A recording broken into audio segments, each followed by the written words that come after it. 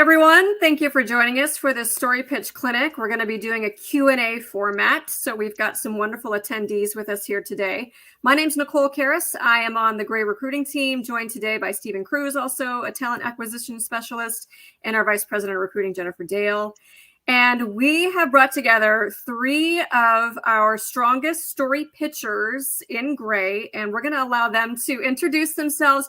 And as you guys introduce yourselves, just give us a sense of your professional journey and what got you to where you are today.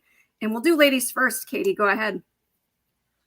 Good morning, everybody. So I am currently the morning anchor in Charleston, South Carolina at Live 5 News, which was Jennifer Dale's former station. She was my news director. She hired me. But before here, I was in Columbus, Georgia, which is about an hour and a half outside of Atlanta, right on the Georgia-Alabama border. I was there about 2.5 years. I started off as a reporter, got promoted to weekend morning anchor and producer for that show, and then jumped to Charleston and been promoted a couple of times. So I've been here now more than 3 years, and I certainly love the Low Country and have loved working for Gray. And Sean.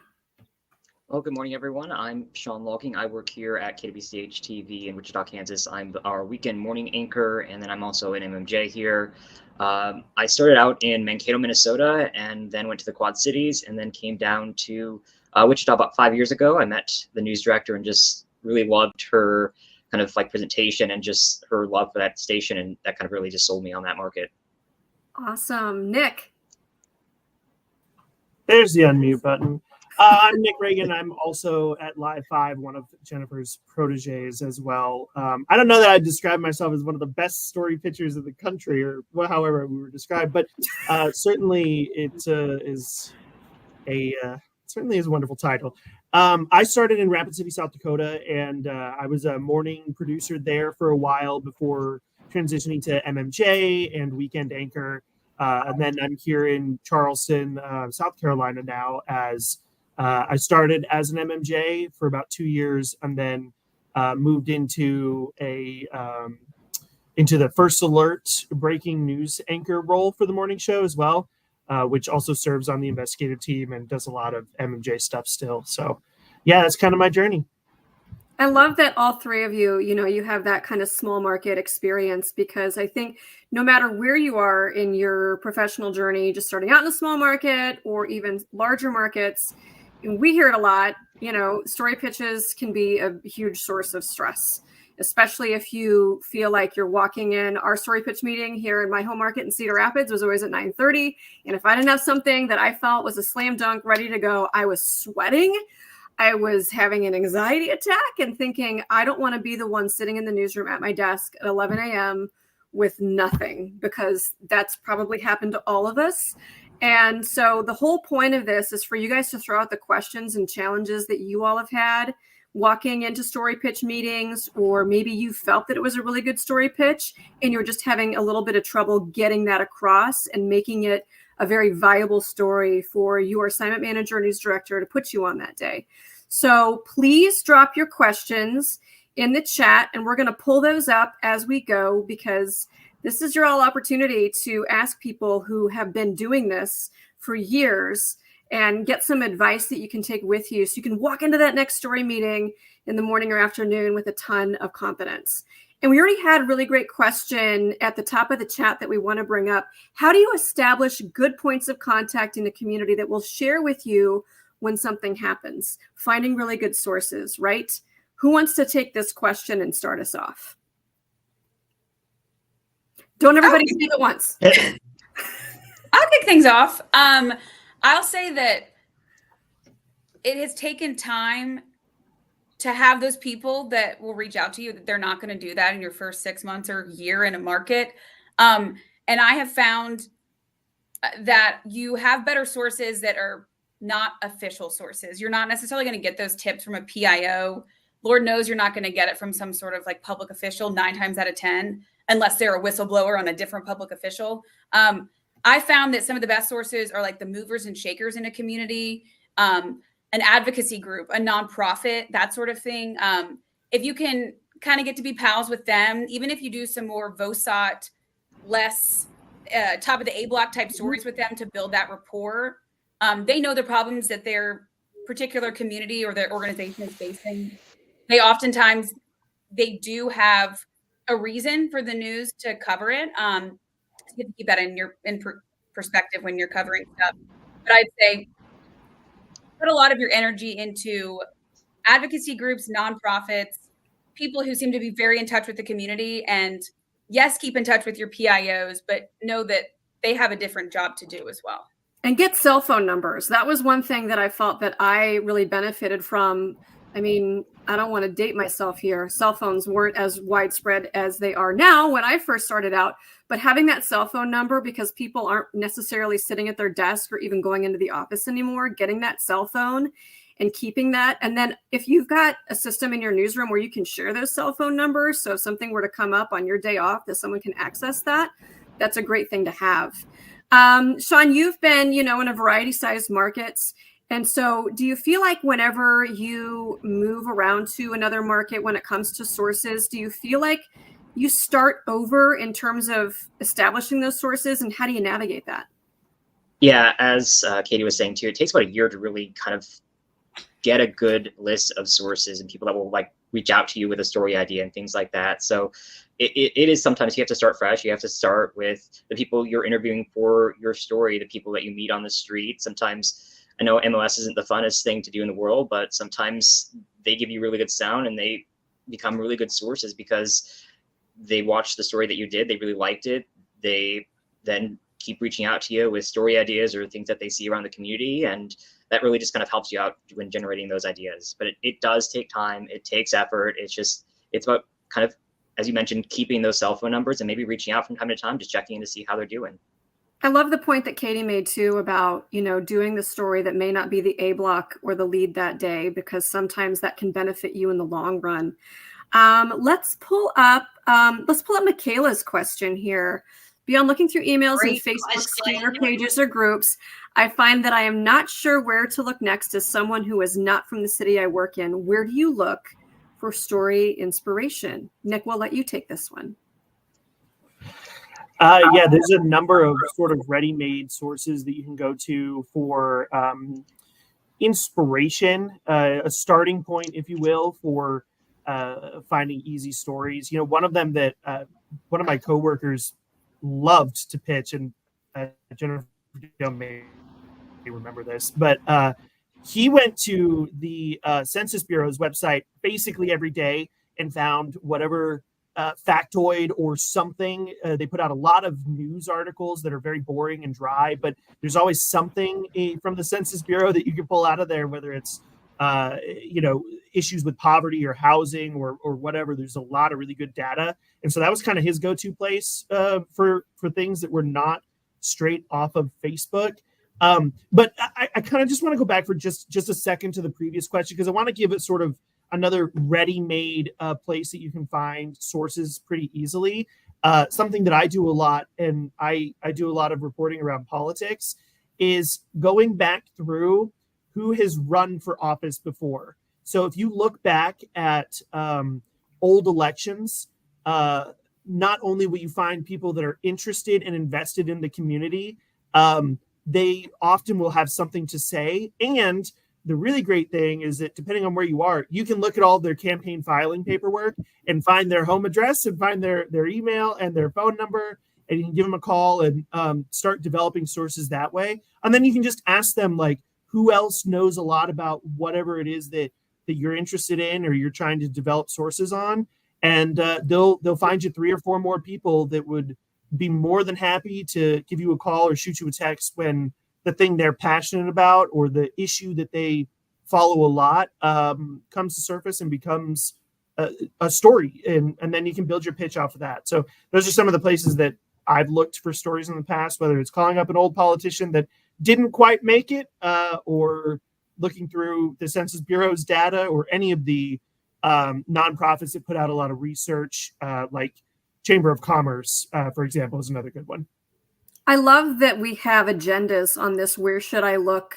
Because there's so many agendas out there that your assignment managers may put into Teams or whatever you use for story pitches or source of information. I found so many great story ideas from the school board agendas. And especially, I think, post-COVID, when they're trying to figure out, how does the school year look and what might be something that they're changing that, maybe this is going to be a controversial issue. You have to take it beyond what the agenda item is. But have you guys found really good stories with agendas? And if so, what did that story turn out to be? I'll go first here. Yeah, agendas are really kind of a gold mine. They can really help you both find really interesting stories and then make you think of other stories that could follow up to. Right now, we're in the midst of kind of like the budget season for both our city, county, and school district. And like you can find so many stories when those budget discussions are going on, because you have a lot of different departments looking for money, and you could work on stories about, okay, why is the police department asking for this money for this new system or this new training practice, things like that. And I think really knowing how to work your government's website is key, because like sometimes those websites, like you have to really dig to find like certain information, but like knowing how to work certain government websites, knowing how to use its search tools, knowing how to find the people in your, like the contact list, the people in your local government are very key. Can I jump in on this real quick? Sure. Because I want to follow up on what Sean said. He mentioned finance. The finance committee meetings in particular, these are the single-handedly is one of the best places to find stories before everybody else, because nobody goes to the finance meeting. The finance meeting is boring, it's dry, but everything of importance has to go through the finance committee first. And so I've found a number of stories just by going through the finance committee's agendas and calling people and say, yo, what's this about? And so whether that's a school board or a city council or county or anywhere, those finance committee meetings are great places to find stories before their stories, so that you can break those stories. So let's talk about agendas really quick. I know we've got a lot of newbies on here who may not exactly know what we're talking about. By law, a public agency has to release an agenda for a public meeting. So some places it's easier to get those than others. They may be online, they may not, but you have every right and should not only get an agenda. If you're going to be covering, like if you're looking for a story, also get what they call an agenda packet, which has all sorts of information for your city council or your county commission about what they will be looking at. So just like if there's a public agency that's meeting, city council, like finance committees, all of those, you have a right to that agenda.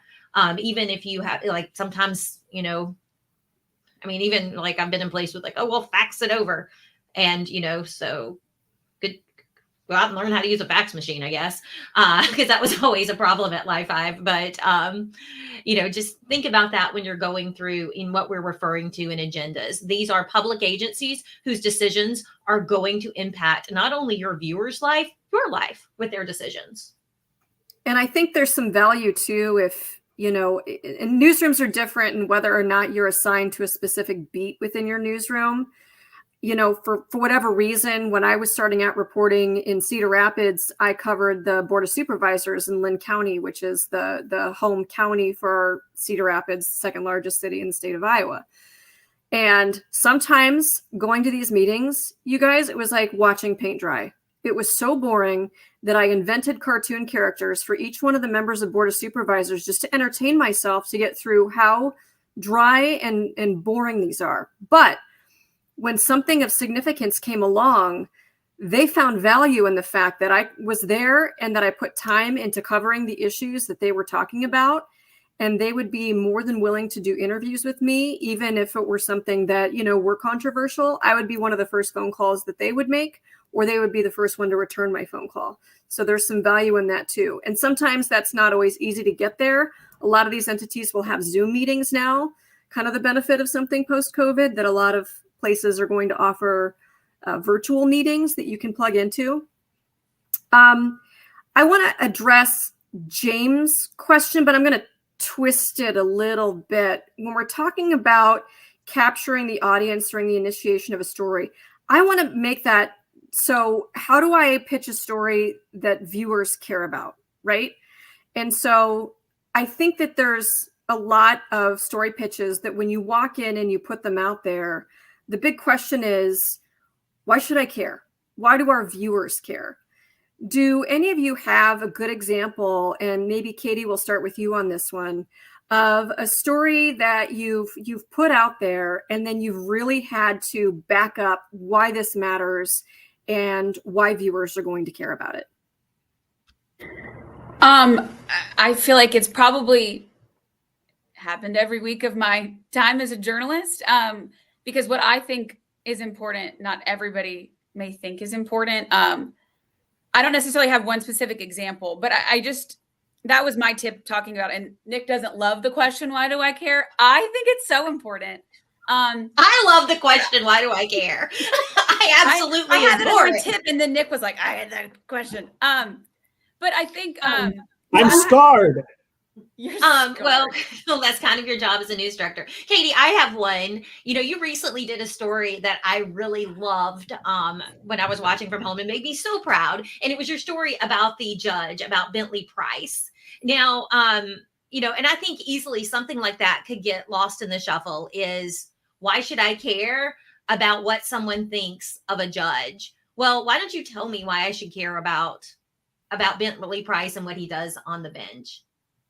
Well, Bentley Price was letting people off who were violent offenders, who were breaking their bond conditions over and over again. And then they were going out and killing people. They were going out and robbing people. They were going out and stabbing people. And so I think we get bogged down in court stuff where we're like, it's like all of this weird wording and vocabulary, and court stuff is dense. But when you get down to it, really boring. Yeah, but like Can be. people's lives are potentially at risk by this man's decision. Our community is not as safe because he's letting these people back out on the streets. And we in South Carolina also, we have the Bill of Rights for victims too, not just defendants. And so you're talking to these victims' families, and their actual rights are being violated by how this judge is treating them in the courtroom. But when you have that character who they're talking about the plight that they've faced because of all of this. But, it boils down, the viewer cares because it's their community being impacted. It's potentially their child who's going to be stabbed next, or, when they're out on the streets, their safety is at risk. So I think having that safety aspect at the forefront, how does it impact you, regular person, walking down King Street in downtown Charleston, and then relating that back to this judge. I mean, that could be a story that could easily be a dry topic about the fact that a judge is, hey, he might be too easy on people. Well, you correlated right there what that means. And then Nick, you took another dry topic on something that I thought was super interesting. And it's a piece about Black voters turning up to the polls 10% less than white voters. And I mean, I thought like that's off what South Carolina Election Commission's data. So, I mean, sometimes, again, I always tell people that if you're covering the meeting, like you don't ever cover a meeting, ever, but you cover what happens in the meeting. And if you can do that, like you will have stories for days. And sorry, Sean, I watch the news here in Charleston still, so I can easily correlate what I think they're doing well on. And, the Bentley Price story, like I literally was sitting in my living room and I just put down whatever I was doing to watch it, which I don't do that a lot. So there's that. Here's a good question from Barbara if we're ready to go on to the next one, because Yeah. I would see this a lot as a news director. Sometimes I have a great story, but I struggle with what to highlight, to best sell, to pitch it to a news director. I would love tips on how to make it succinct. I would love you guys tips, and then I'm going to tell you what I think, which every reporter I've ever worked with has hated it with all the fires of hell. But I think that Sean has a good, because this was when I asked you all for great tips. Sean had a great one, to make yourself the expert on the topic. So how do you do that, Sean? Yeah, you have to take time before you actually go into that meeting with your story to look up like why it matters, as you're talking about why people should care. Like you have to go in not just with what the story is or what you're pitching as the assignment, but actually what is kind of leading to the issue, the problem, or just why this is relevant. Like I always try to get in and out of the meeting as fast as possible, because like the meeting is probably like your least productive part of the day. You want to get out, you want to get your story done. And so I always come in knowing, okay, this is what my assignment pitch is, and this is basically why it matters. And then I come with a few other reasons if that doesn't sell my news director or my managers immediately. So it's like building, I think I equate it to like building a D&D character. You create a very elaborate backstory, but like you don't like reveal everything in that first session you play. You kind of build on things as you go. Do you have any examples that you can give us of when you've had to become an expert on a topic and waltz into that meeting and stand your ground and fight for the story you want to do? Yeah, so one of the examples I sent you, in June, once the deadline had passed for all of the candidates to have filed for the upcoming election, that night I kind of went over and I looked at who's running, kind of people that might have dropped out at last minute. But one of the things you notice here in Kansas is there are a number of races that are just simply uncontested.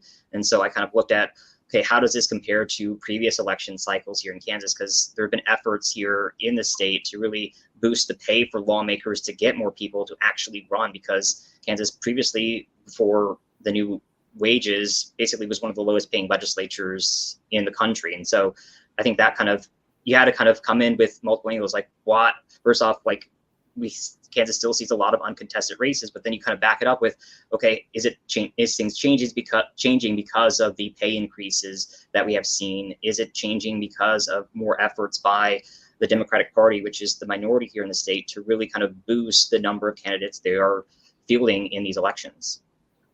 All right, here you go. I'm going to play. This is the contested one, right? That you named it? Okay. I'm going to hit play. I believe so, yeah. More contested races in the run for the Kansas State House in this year's election. About 50 candidates for the Kansas House and Senate are essentially guaranteed their seat because they're running unopposed. This is fewer than past election cycles. Today, Sean Logging takes a look at what that means. Sean? Like Rachel, the deadline to file for this year's election was yesterday. That's giving us an idea of who will be on the ballot in August and November. And voters in more of the state legislative districts will have a choice of more than just one candidate. A down-ballot race drawing a more competitive field. We've had so many uncontested races in the past is a reflection of low pay and the difficulty of doing the work in Topeka. With a significant bump in pay for Kansas state lawmakers from $28,000 to nearly $58,000 next year, Dr. Neil Allen at Wichita State says that is one of the reasons drawing more people to run for Kansas House and Senate seats. It's a good thing for both parties and all voters and Kansans in general that we have more contested races. Democrats are also pushing to break the Republican supermajority. That gives Republicans an easier go with the votes to overturn governor vetoes and pass constitutional amendments. You can't beat somebody with nobody. So having a candidate is the first step of winning back a seat. Looking at the 2024 election, including filed third-party candidates, in the Kansas House, there are 41 seats uncontested in both the primary and general elections, 26 Republican candidates and 15 Democratic candidates. That's compared to 52 seats in 2022. In the Kansas Senate, 5 seats are uncontested. It was 6 in 2020. The real action is going to be in Northeast Kansas, where the Democrats are gaining and Republicans are losing from their, kind of 50-50 position they had in Northeast Kansas a day. In some of the seats, there will only be a competitive primary, as the candidates filed for that district are all of the same party. And come November in this presidential election year, Dr. Allen says it will likely benefit Republicans more in South Central Kansas and Democrats in the northeast part of the state. Sean, thank you. I mean, I think the pitch paid off, right? Yeah. And I think too, it just kind of showed you too, to make sure you kind of watch your graphics, see if you make them by yourself. But also just there, like, even though it's like a one person interview, one person story, like that political science professor has been studying this issue and he knows what he's talking about. And so sometimes building those relationships with those professors or those local experts too really pays off, because then you know who to go to for issues of state politics or for industry and things like that. I think there are lots of schools that put, and I don't know if you all have experienced this, but University of Iowa, which is 20 minutes down the road from where I am here in Cedar Rapids, they have an expert list that they share with media. So reporters, no matter what medium you're from, and they will list what their expertise is in. So as an example, when we had, the John Deere strike going on here, huge news for our economy in the Midwest, and they had a labor expert listed on there. We became besties for about a month, and he would come in frequently and kind of explain what was going on with negotiations, what contracts were going through. He had actually been on the side of the union for a while, and so he was able to kind of walk us through what that means, because as journalists, we like to think we're know-it-alls, right? We like to think we're experts on everything, and we can have these people in our back pocket to kind of help us get to where we are in that. I want to pose this question to our Charleston friends. When has building a source really paid off for you and got you a story that maybe no one else could get? There's one particular series of stories comes to mind. It was not long after I guess maybe I'd been here a year. I'd done a couple stories with this victim advocate up in Orangeburg. And she, when I was doing a different interview, was like, I have this really good story. This defendant, he was a teenager and he is accused of raping 3 different of his classmates. He is now going to be let out of jail, basically with just a slap on the wrist. There's a lot of details. It's a terrible story. But because I had done stories with her before, she was just like, hey, what do you think about this? And I was like, this is incredible.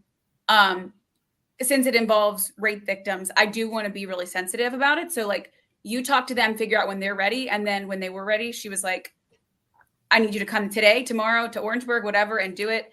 And then that turned into, I don't know, I'm still doing stories 2 years later on this. But I had developed that relationship with her before by doing unrelated stories. And she had gotten to build that trust with me. And then finally was like, here you go. Here's your story. And those stories won many awards. That was one heck of a series of stories. And it's one of the reasons I believe that, age doesn't have anything to do with your ability to break stories. Determination does. That's something I do think we should discuss at some point. Is I see a lot of young people who, are fresh out and they don't have the confidence to ask tough questions to people who may be their parents' age, or will look at them like, well, that's not a story, little girl. You don't know what you're talking about. Well, yeah, you do. And you don't have to be, I do think at some point we do need to talk about like how to overcome that. One thing I really wanted to do a mention about story pitches is as you are going through this, and this is very hard, but generally if you're having a problem getting your stories approved, usually I feel like it's because the pitch isn't focused or thought out.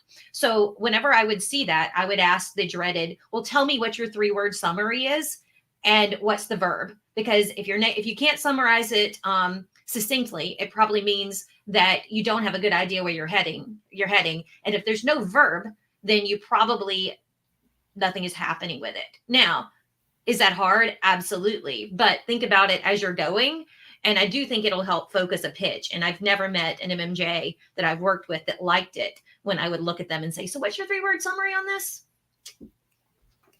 So, I think one of the low-hanging fruits, too, that we don't take advantage of often enough, especially when you're newer, are the follow-up stories that come from a story that you originally pitched. Those can be so very fruitful. Do you all have an example of a follow-up story that you've done that, establishing that initial contact has led to a great follow-up story?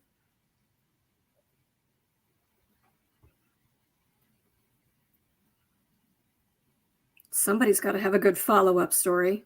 I know that I've seen, Nick, what comes to mind for me with you is a lot of the ones, like a lot of the CCSD story. I mean, building those sources and coming out of like the Charleston County school system. I mean, you broke, I'm at a loss to think of one exactly that I'm thinking of, but I mean, even if you take that as your beat, like one thing usually leads to another. It's like peeling back the layers on an onion. I mean, like that, like the series that Katie was just talking about, that started out I was still news director when we were doing that story. And I mean, and well, like as recently as just a few months ago, I think I saw an update where he was arrested again.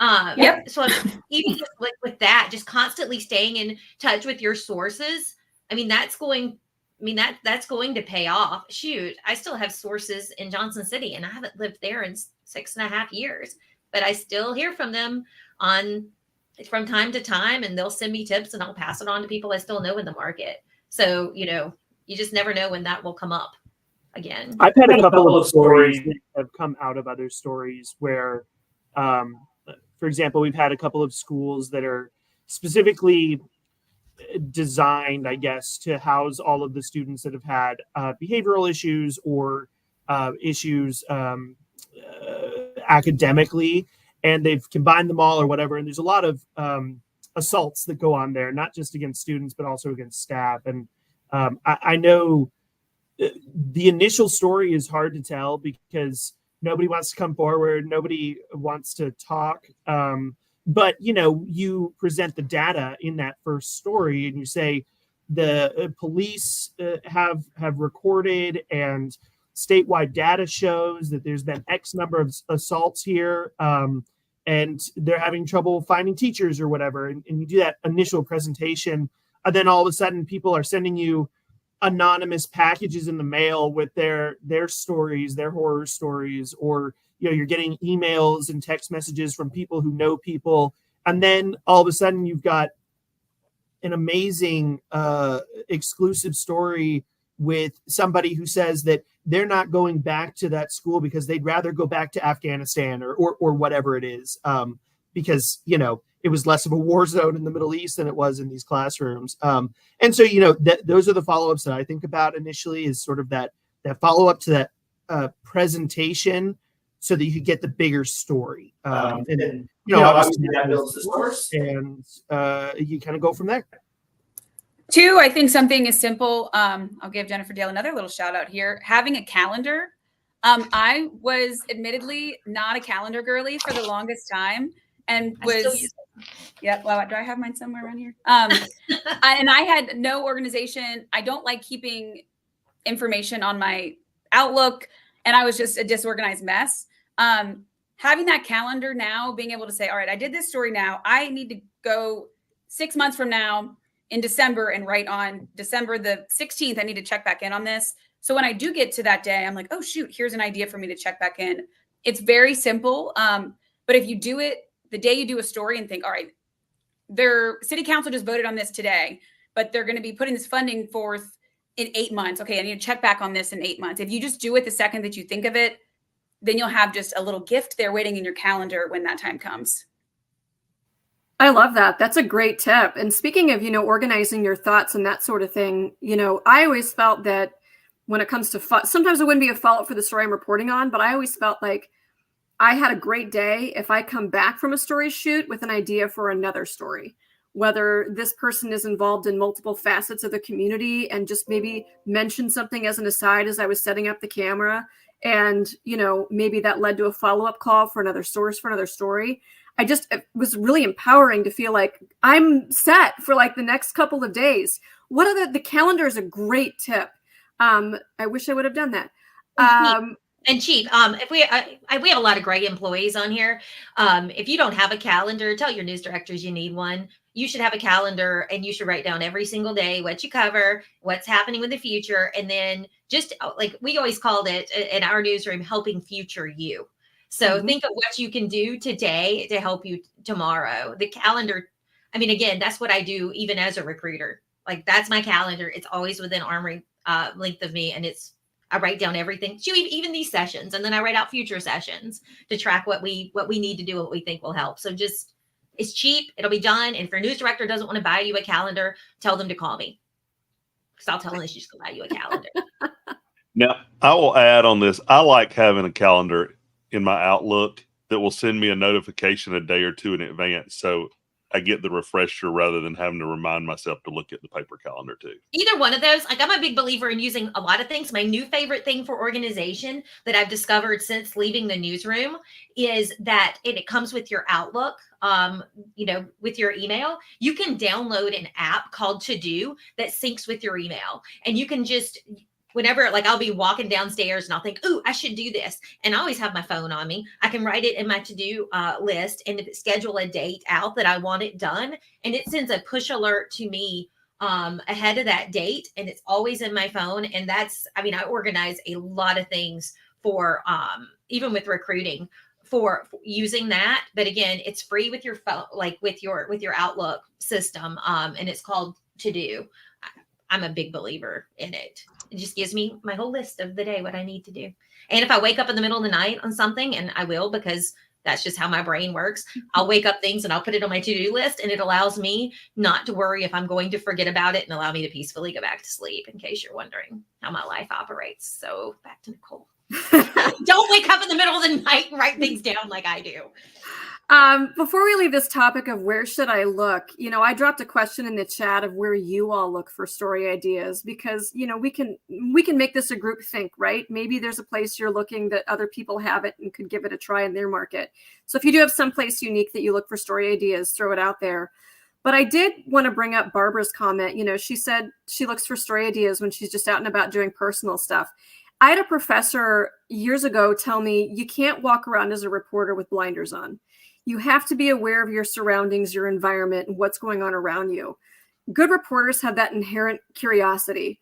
And, say all of a sudden you notice a bunch of hotel construction in your community, or, they're building something that might feel a little bit out of the norm, or maybe there's a ton of road construction. Follow the dollars. Do a little bit of investigative journalism and dig before you just throw it out there. Because I think the thing that news directors hate a lot is when somebody walks into the meeting and says, well, I'm curious about why we're building so many hotels. And that's presented as a story pitch.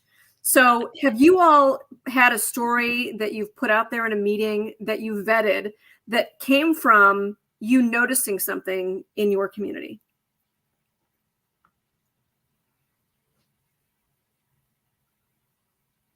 I would think some of the ones, at least around here, what I would notice would be like what you mentioned with construction, with new businesses. Mm-hmm. Hey, what's going on here? I bet, like, you just have to be curious. Like, we can go through and look at, some of these examples. I know that's really hard off the top of your head. If you've got one, by all means. But I just think when you're out driving, if, like, I'm not saying you should do a pothole patrol, but in South Carolina, we have absolutely the worst roads of any place I've ever lived or visited. Literally, when I went to Mexico for a meeting, their roads were better than our roads here in Charleston. Where's it going? Where's that tax money going? Why is it like this? Mm-hmm. That's not necessarily something you can do with a day turn, but think about that. Like, I'm a big believer that unvetted pitches eat away at your day, because you're having to start fresh every single day.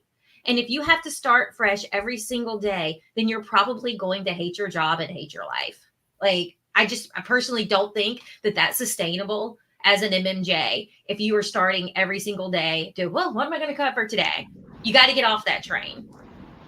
You'll be the reporter sitting at their desk in the newsroom by themselves at 11 a.m. sweating profusely from places you didn't know you could sweat from. And eventually you're going to hate your job, in my experience.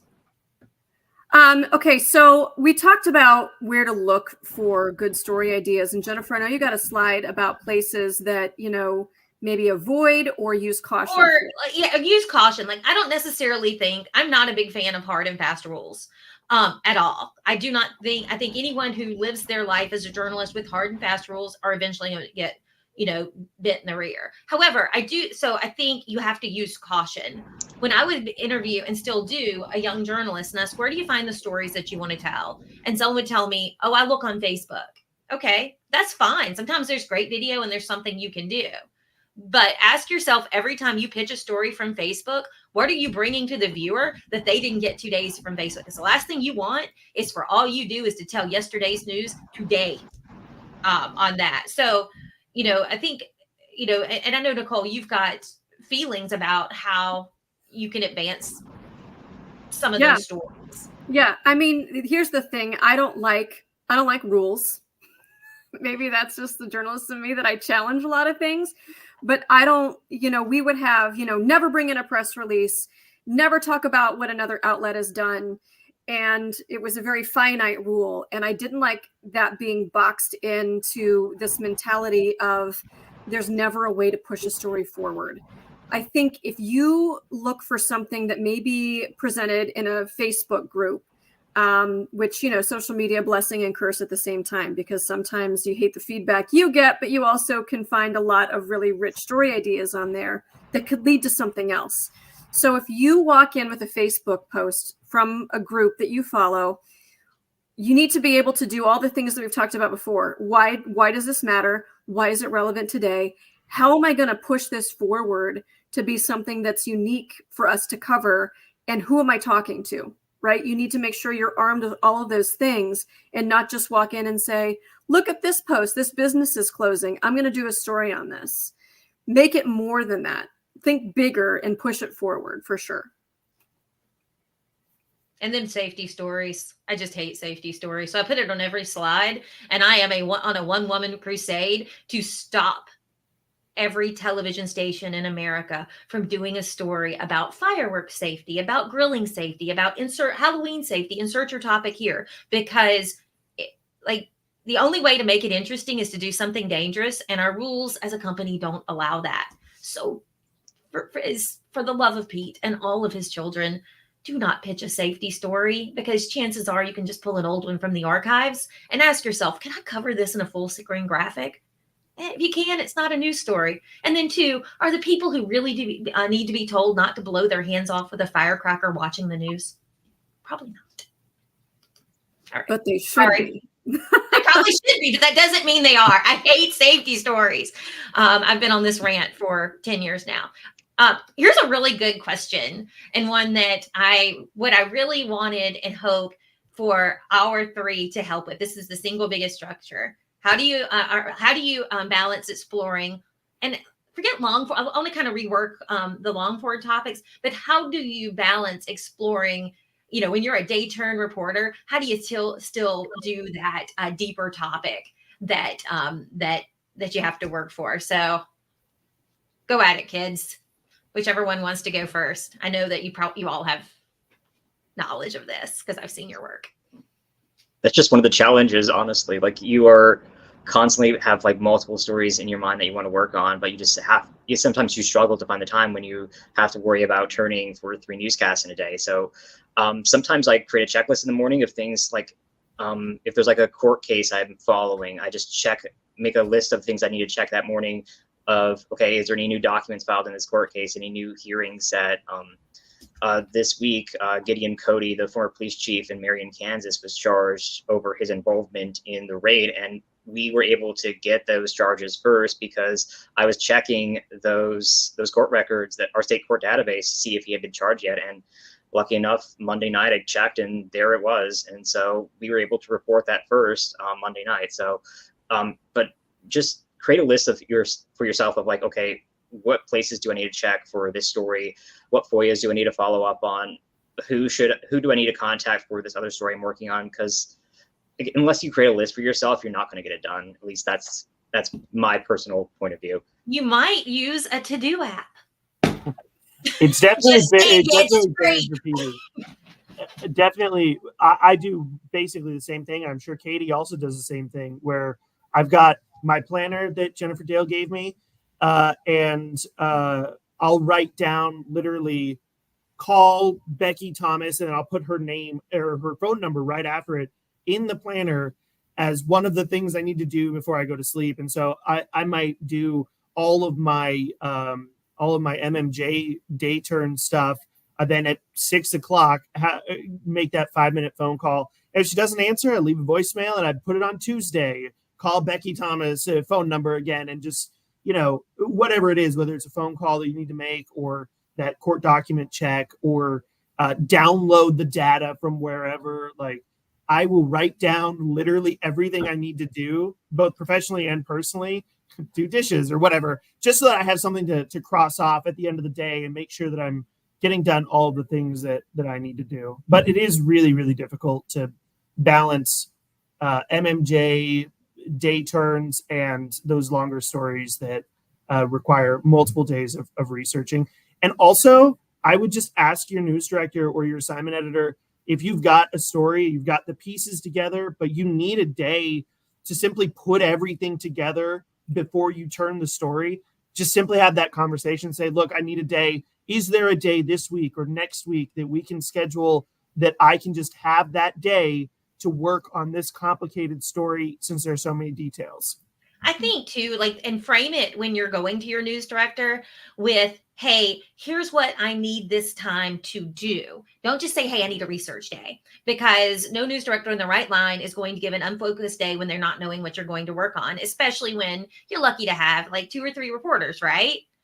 Tell me what you're going to do, and I'll give you all of the time that you need to get something done. So think about how you're approaching it with with your news director, because let's just be real. A big part of being an MMJ is news director management, just like being a big part of being a news director is general manager management. So think about like how you're presenting it and what you know. Two, I know that with MMJing, sometimes you're just trying to survive and you're just trying to get something on the air, but there are lulls during your day. You're waiting on somebody to call you back, or like you've gotten to your live shot spot early, or like whatever. There's going to be 15 minutes here, 10 minutes there. And I know you're tempted to like, let me look on TikTok and take a breather.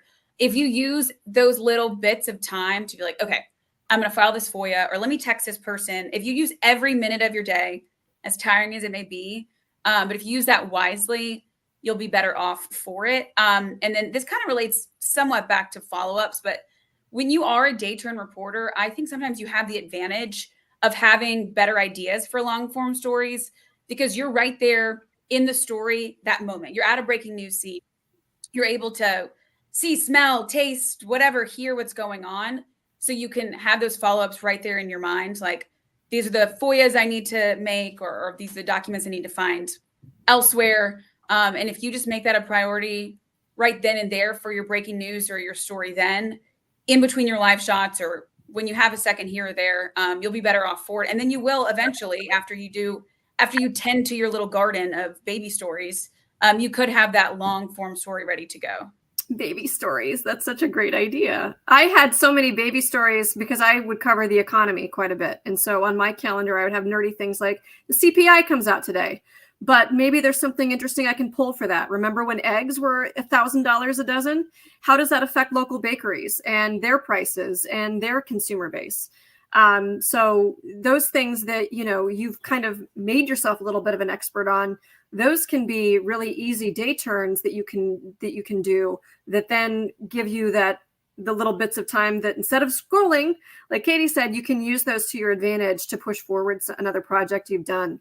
And I want to talk about pre-work a little bit, because I think we get it in our minds that once our work hours are over, you know, we want to be able to focus on our personal life, and absolutely you should be able to do that. Maybe you make that 5-minute phone call to Becky Thomas at the end of your day to help you. I just want to throw something in here. You should get paid for working. You always get paid for working. Don't work off the clock. Get paid.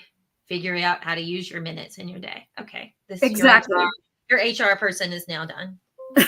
But talking about the pre-work, what do you guys do the day before? So say it's a Tuesday, you're reporting tomorrow, you don't have anything set up and ready to go. What can you do on a Tuesday to make your Wednesday a lot easier?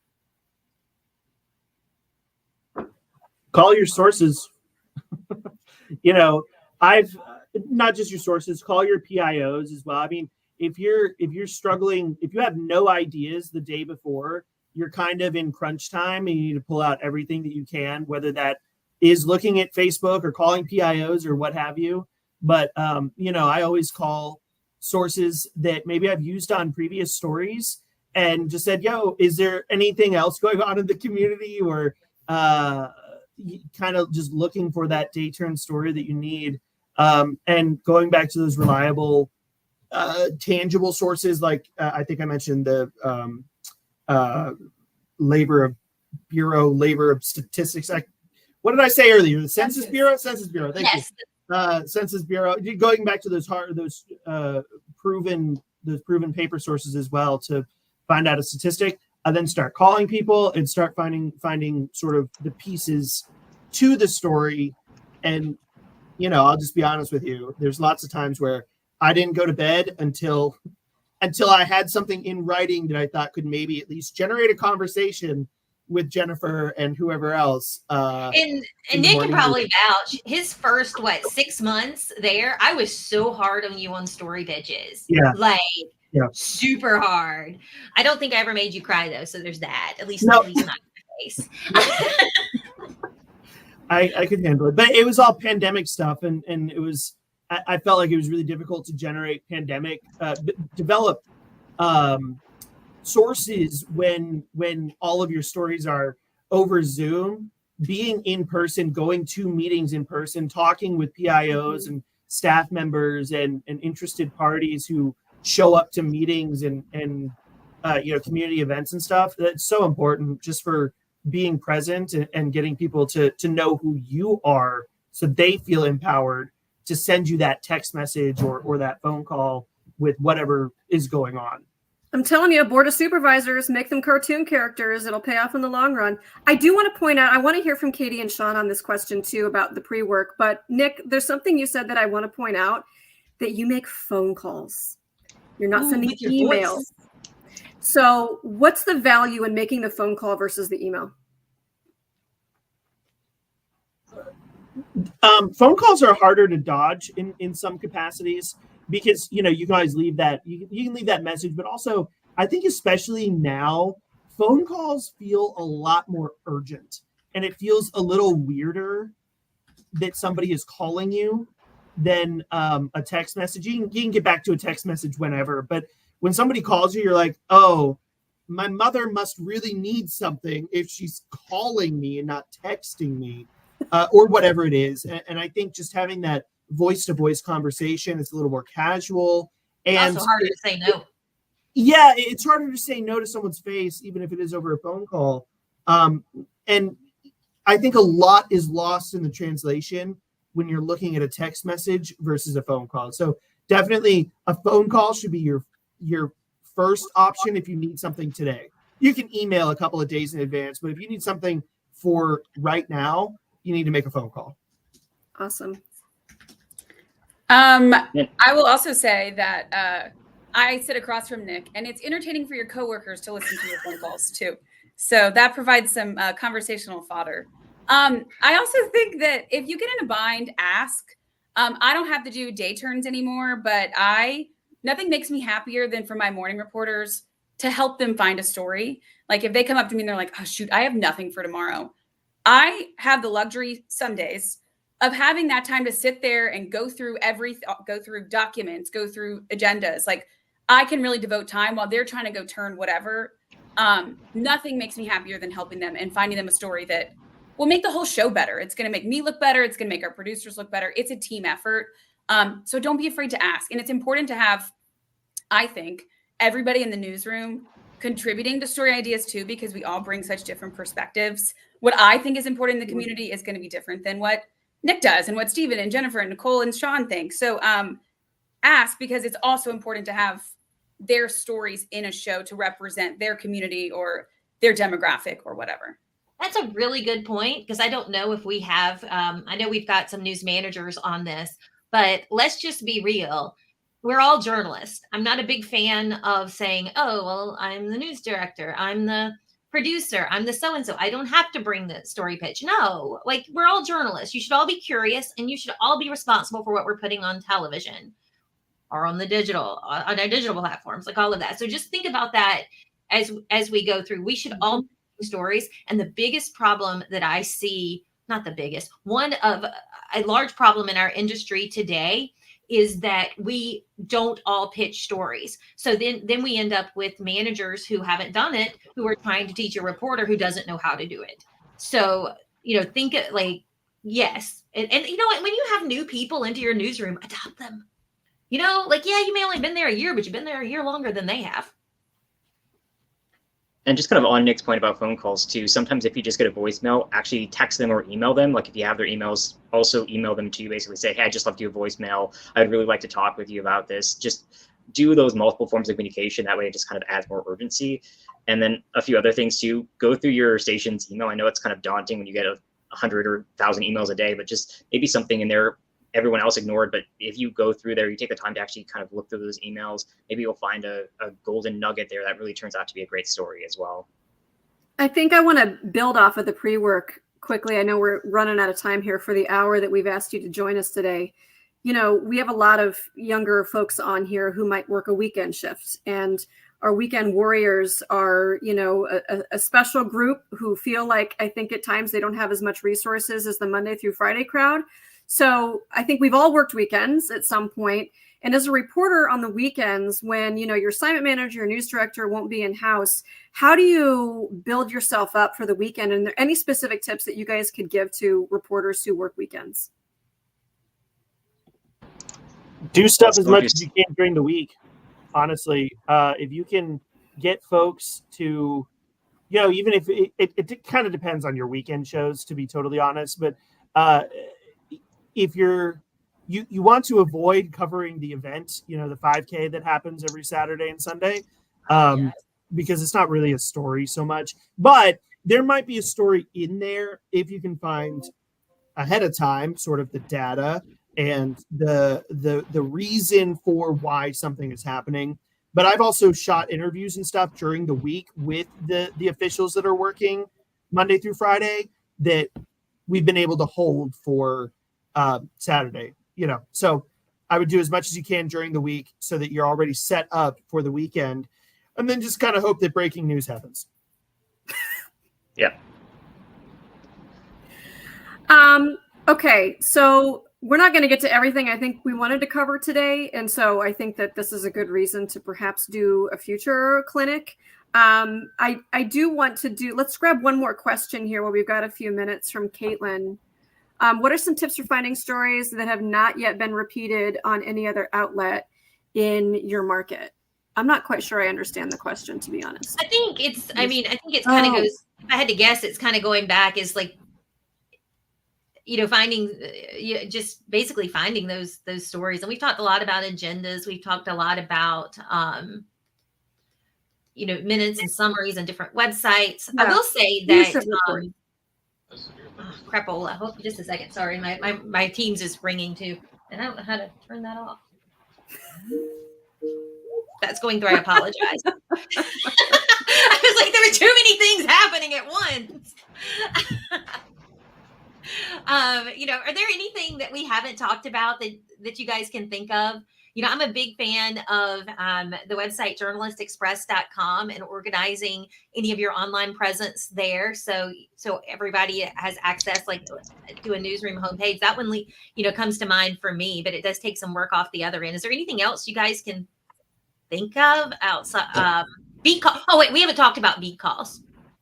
Real quick, let's talk about beat calls, because they are the bane of everyone's existence. Because 9 times out of 10, hey, I'm calling you. This is Jennifer with Live 5. Y'all got anything going on today? No, nothing. All right. That's how it goes until it doesn't. And they get used to you calling every day. Again, every reporter I've worked with is like, this is a waste of my time. That is until someone goes, yeah, we had a plane crash this morning. That actually happened to me when I was an intern. Do you guys have, like, anybody have a beat call success story? If you don't say anything, because I need these people to do beat calls because I believe they work. So just things that are pro beat calls, please. Look through jail rosters, honestly, too. Oh, yeah, jail rosters. I do love. And if your court is online, I absolutely love seeing what lawsuits have been filed in court that day. Both Nick and Katie know how much I love these. Oh, beautiful. A lot of cities have these things. I learned this here called RFPs, requests for proposals. And it's this like weird document where before it'll even go to city council, they'll release this document trying to get contractors or other businesses to perform work for the city. So I've gotten stories about like scooters come into town and changing the business behind that. Different road projects and affordable housing projects and that sort of thing, because they are required to have this process to get bids from different companies first. And sometimes you're going to learn about that before a lot of the city officials. And then you can go to that company, you can go to the community, you can go to impacted groups to tell that story. So RFPs, requests for proposal. And I think it's good too to follow journalists just around the country, because sometimes when I'm looking for enterprise story ideas, like I'll watch someone who did a story in the Twin Cities and get an idea of something that how it might relate to something in my own market. So just kind of be conscious and follow other journalists and their work, just to both improve your own and maybe get some story ideas as well. Love that. Well, thank you all. We've hit our hour. We've gone a little heavy. The producers are probably freaking out that we've gone a minute over. But thank you all so much, Nick, Katie, Sean. Keep doing the great work that you're doing in your newsrooms and, you know, helping us with story pitches. It's so very valuable. Thank you all for joining us. If you missed a portion of this, this will live on our YouTube channel. And please check out our YouTube channel for the Gray Recruiting Team. We do have some other videos that are like this on various topics. So if you're ever looking for a little bit of inspiration, maybe you've got that, you know, that little window of time where instead of scrolling, you could do something to kind of better yourself in your career as a journalist. Please feel free to check that out. And yeah, if you ever have any questions for us in the recruiting team, recruiting@gray.tv is the email to reach us as a team. We'd be happy to help. Connect with us on LinkedIn and shoot us any questions that you have after this session. We'd be happy to help. Thank you all. Thanks, everyone.